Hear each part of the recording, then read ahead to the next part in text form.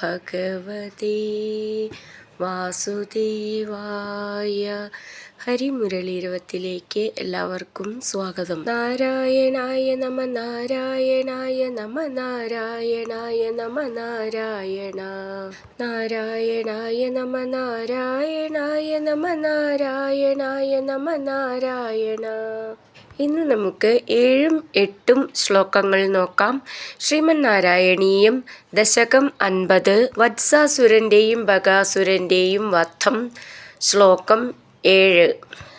ക്വചന ദിവസേ ഭൂയോ ഭൂയസ്തരേ പരുഷാതപേ തപനതനയാ പാർത്ഥ പാതും ഗതാ ഭവദാദയ ചലിതഗരുദം പ്രേക്ഷാമാസുർഭകം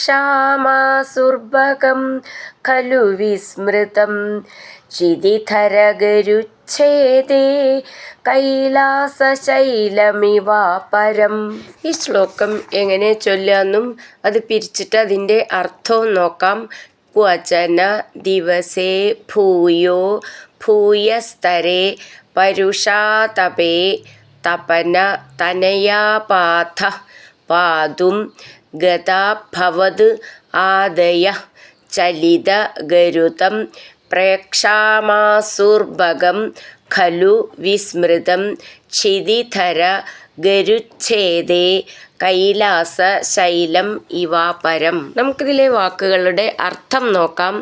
ക്വചന ഏതോ ഒരു ദിവസേ ദിവസം, ഭൂയ വീണ്ടും, ഭൂയസ്തരേ കൂടുതൽ, പരുഷാതപേ കഠിനമായ ചൂടുള്ളപ്പോൾ, തപനതനയാ പാഥ കാളിന്തി ജലം, പാതും കുടിക്കുന്നതിന്, ഗതാ പോയ, ഭവദാദയ അങ്ങും മറ്റുള്ളവരും, കൈലാസശൈലം ഇവ ചലിത ഗരുദം കൈലാസപർവ്വതം പോലെ തോന്നിക്കുന്നതും ഇളക്കപ്പെട്ട ചിറകുകളോടു കൂടിയതുമായ ബകം കൊക്കിനെ, പ്രേക്ഷാമാസു ഖലു കാണുകയുണ്ടായി, വിസ്മൃതം മറക്കപ്പെട്ട, ക്ഷിതിധര ഗരുച്ഛേദേ പർവ്വതങ്ങളുടെ ചിറകുകൾ മുറിച്ച അവസരത്തിൽ, കൈലാസശൈലം ഇവ കൈലാസപർവ്വതം പോലെ തോന്നിക്കുന്നതും, അപരം മറ്റൊരു. നമുക്കിതിലെ അക്ഷരങ്ങളൊന്ന് നോക്കാം. ക്വചന ക്വ നവള ചിഹ്നം ശ്രദ്ധിച്ചോളൂ, കോന്നായി പോവരുത്.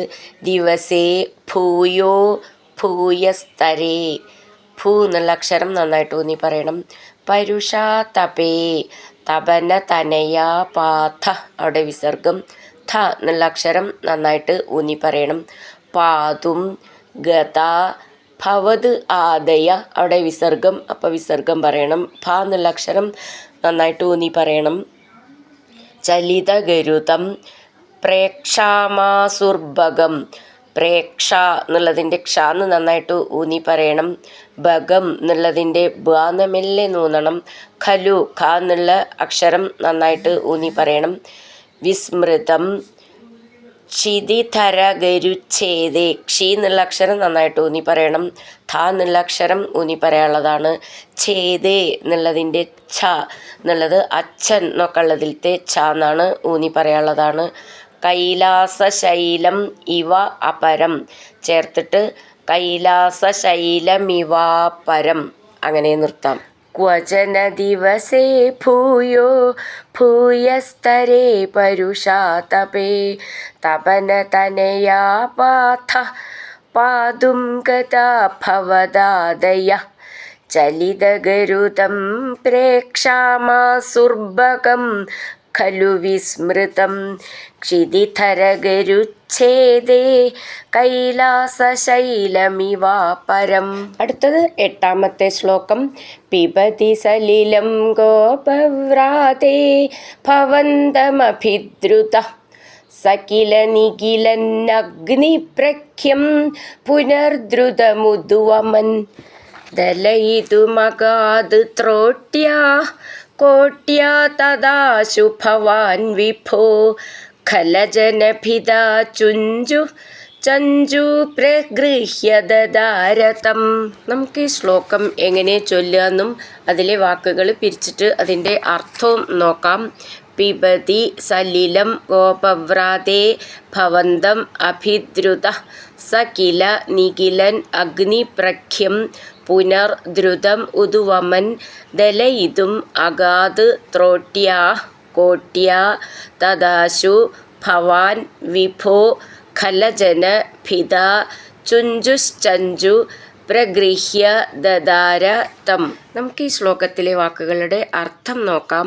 പിബതി കുടിക്കുമ്പോൾ, സലിലം ജലം, ഗോപവ്രാതേ ഗോപസമൂഹം, ഭവന്തം അങ്ങയുടെ നേരെ, അഭിദ്രുത ഓടി വന്നവനായ, സ കില അവനാകട്ടെ, അതായത് ബകാസുരൻ, നിഖിലൻ അങ്ങയെ വിഴുങ്ങിയവനും, അഗ്നിപ്രഖ്യം അഗ്നിസമനായ അങ്ങയെ, പിന്നീട്, ഉദ്വമൻ ഛർദിച്ചവനുമായിട്ട്, ദലയിതും പിളർക്കുന്നതിന്, അഗാത് പാഞ്ഞുവന്നു, ത്രോട്യ കൊക്കിൻ്റെ അല്ലെങ്കിൽ ചുണ്ടിൻ്റെ, കോട്യ അറ്റം കൊണ്ട്, തദാശു ആ സമയത്ത്, ഭവാൻ അങ്ങ്, ഖലജനഭിതാ ചുഞ്ചു ദുഷ്ടന്മാരുടെ വധം കൊണ്ട് പ്രസിദ്ധനായിത്തീർന്ന, ചഞ്ചു പ്രഗൃഹ്യ കൊക്കുകളിൽ പിടിച്ച്, തം ദദാര അവനെ പിളർന്നു. നമുക്കിതിലെ വാക്കുകളിലെ അക്ഷരങ്ങൾ നോക്കാം. പിബതി ബ എന്നുള്ളത് ബാലൻ എന്നുള്ളതിലത്തെ, സലിലം ഗോപവ്രാതേ ഭവന്തം അഭിദ്രുത അവിടെ വിസർഗം, ഭാന്നും ഭീന്നും നന്നായിട്ട് ഊന്നി പറയണം. സ കില നിഖിലൻ അഗ്നിപ്രഖ്യം ഖ്യ എന്നുള്ള അക്ഷരം നന്നായിട്ട് ഊന്നി പറയണം. അഗ്നി എന്നുള്ളത് ഗ ന എന്ന് ചേർന്നതാണ്. നിഖിലന്നഗ്നി അപ്പോൾ ഒന്ന് ഊന്നി പറയണം ന എന്നുള്ളത്. പുനർദ്രുതമുദ്വമൻ ദ്വ എന്നുള്ളത് ശ്രദ്ധിച്ചോളൂ, അത് ചിഹ്നം. ദലയിതുമഗാത് ത്രോട്യാ അവിടെ വിസർഗം, അപ്പോൾ വിസർഗം പറയണം. കോട്യാ തദാശു തദാശു അവിടെ 2 അവഗ്രഹ ചിഹ്നമുണ്ട്, അപ്പോൾ ആന്ന് നീട്ടിയിട്ട് പറയാനുള്ളതാണ്. തദാശു ഭവാൻ വിഭോ ഭ എന്നുള്ള അക്ഷരം നന്നായിട്ട് ഊന്നി പറയണം. വിഭോ എന്നുള്ളതിലത്തെ ഭാന്നും ഊന്നി പറയാനുള്ളതാണ്. ഖലജനഭിത ഖല എന്നുള്ളതിൻ്റെ ഖാന്നും ഭിത എന്നുള്ളതിൻ്റെ ഭീന്നും നന്നായിട്ട് ഊന്നി പറയണം. ചുഞ്ചുശ്ചഞ്ചു അങ്ങനെ ചേർത്തും ചൊല്ലാം വിസർഗമില്ലാതെ. ചുഞ്ചു ചഞ്ചു ചേർത്ത് ചൊല്ലുമ്പോൾ ചുഞ്ചുശ്ചഞ്ചു എന്നും കൂടിയും വരും അവിടെ. ചുഞ്ചുശ്ചഞ്ചു പ്രഗൃഹ്യ ദദാര തം അങ്ങനെ നിർത്താം.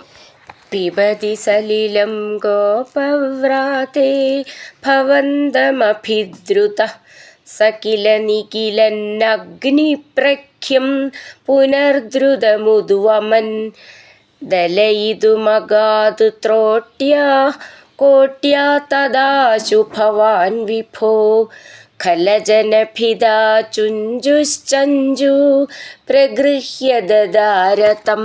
ഹരിനാരായണ ഗോവിന്ദ ജയ നാരായണ ഗോവിന്ദ.